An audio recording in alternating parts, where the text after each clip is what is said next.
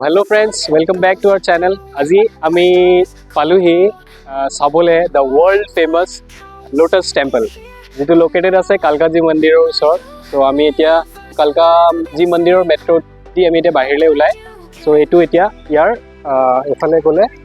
Lotus Temple or entry phale pai jam. So moi aru Ipsita etia apnalok ei vlog tur madhyamot dekham je Lotus Temple tu kyo iman bikhyat aru kyo দূৰৰ পৰা মানুহবিলাক ইয়ালে আহে বলক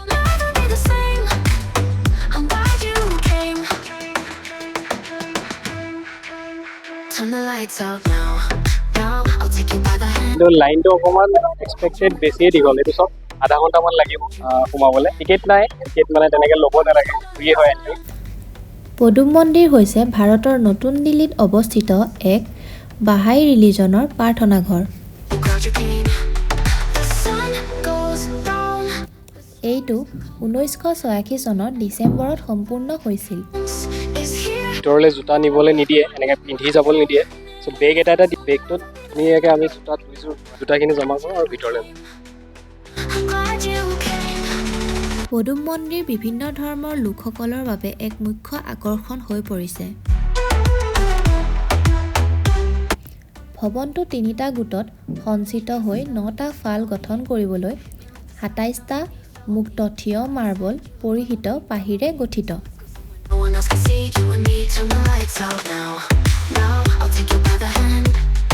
নখন দুৱাৰ 34 মিটাৰতকৈ অলপ বেছি উচ্চতা থকা এটা কেন্দ্ৰীয় হলত খোলা আৰু 1300 জন লোকৰ ক্ষমতাৰ সৈতে স্থাপিত লটাছ মন্দিৰৰ আৰ্কিটেক্সাৰ আছিল এজন ইৰানী নাম ফৰিবৰ চাবা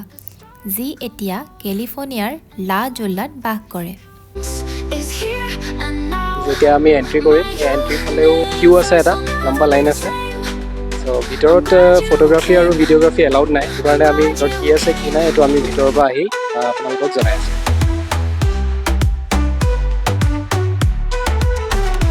ধৰ্মীয় পৃষ্ঠভূমি লিংগ বা অন্যান্য পাৰ্থক্য নিৰ্বিশেষে যিকোনো লোকে পদুম মন্দিৰত প্ৰৱেশ কৰিব পাৰে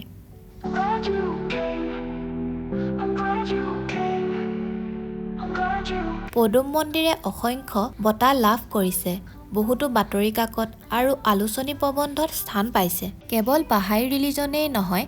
আন ধৰ্মৰ পবিত্ৰ লিখনিবোৰ ভাষা নিৰ্বিশেষে পঢ়িব বা উচ্চাৰণ কৰিব পাৰি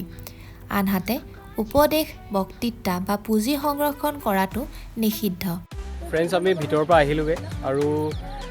আমি ভাবিছিলোঁ ভিতৰত যিয়ে কি টেম্পল হয় আৰু যিয়ে কি এইটো এটা বহুত the world famous lotus temple বুলি কোৱা হয় ত' টেম্পল নামটো শুনিয়ে আমি ভাবিছিলোঁ তাত ভিতৰত ধূপ জ্বলায় বা কিবা চাকি গছ জ্বলায় মানুহে ভগৱানৰ মূৰ্তি বা ভগৱানৰ কিবা ফটো পূজা আৰাধনা কৰেগৈ কিন্তু তেনেকুৱা একো নহয় এইটো জাষ্ট এটা মেডিটেশ্যন হল হয় আৰু এই মেডিটেশ্যন হলটো বাহাই কাষ্টৰ বাহাই ৰিলিজনৰ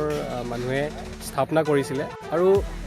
যিয়ে কি এইটো ৱৰ্ল্ড ফেমাছ হয় এইটো কিয় ৱৰ্ল্ড ফেমাছ এইটোহে গম পালোঁ যে বিকজ ইয়াত প্ৰত্যেক এটা ধৰ্মৰ মানুহে আহি ইয়াত নিজৰ টাইম স্পেণ্ড কৰে আৰু আজি ছেটাৰডে আছিলে সেইটো কাৰণে ইয়াত অকণমান বেছি ভিৰ আছিলে নহ'লে নৰ্মেল উইক ডেজত ইমান ভিৰ নাথাকে ইয়াত বহুতেই ভাল লাগিলে টাইমটো স্পেণ্ড কৰি আৰু আপোনালোকে দিল্লী আহিলে নিশ্চয় এইটো টেম্পলটো ভিজিট কৰিব চ' এয়া আছিলে আজি আমাৰ লোটাছ টেম্পলৰ ট্ৰিপ আৰু বহুতেই ভাল লাগিলে বহুতেই পিচফুল টাইম স্পেণ্ড কৰিলোঁ দুয়োটাই এইটো এটা প্ৰব্লেম দেখিলোঁ মই নহয় বহুতে মানুহেও কৈছে লোটাছ টেম্পলটোৰ যিটো আগতে লুক আছিলে যিটো তাৰ ষ্টোনটোৰ যিটো আগতে শ্বাইন আছিলে সেই শ্বাইনটো এতিয়া লাহে লাহে নাইকিয়া হৈ গ'ল এইটো নাইকিয়া হোৱাৰ কাৰণটো হ'ল যে দিল্লীৰ পলিউশ্যন সেইটো কাৰণে মানে অকণমান তাৰ যিটো ষ্টোন মনুমেণ্টৰ হয় সেইটো কাৰণে অকণমান তাৰ ৰংটো ব্লেকিছ আৰু য়েল্ল'ইছ হৈ গৈছে নহ'লে বোলে পুৰণা মানুহে কৈছে যে এই লোটাছ টেম্পলটো যিটো পাথৰে বনাইছে ইয়াৰ শ্বাইনিংটো আৰু বেলেগ ধৰণৰ আছিল চ' ট্ৰাই কৰিম এতিয়া আমি ৰাতি নাইটৰ যিটো লাইট ইয়াত পৰে সেইটো চাই যাবলৈ লাইটৰ শ্ব'টোৰ কাৰণে আমি ৰখি আছিলোঁ বাট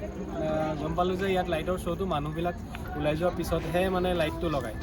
সেইটো চাবলৈ আমি নোৱাৰিম পাব্লিক থকাৰ সময়ত সেই লাইটটো নলগায় চ'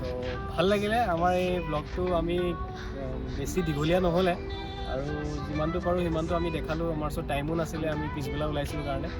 চ' নতুনকৈ আকৌ নতুন ব্লগত আপোনালোকক লগ পাম আপোনালোকে আমাৰ এই ব্লগটোত আমাৰ লগত থকাৰ কাৰণে থেংক ইউ ছ' মাছ আৰু টিল দেন টেক কেয়াৰ আৰু সুস্থ হৈ থাকিব ভালকৈ খাই বৈ তন্দুৰস্ত হৈ থাকিব থেংক ইউ you came.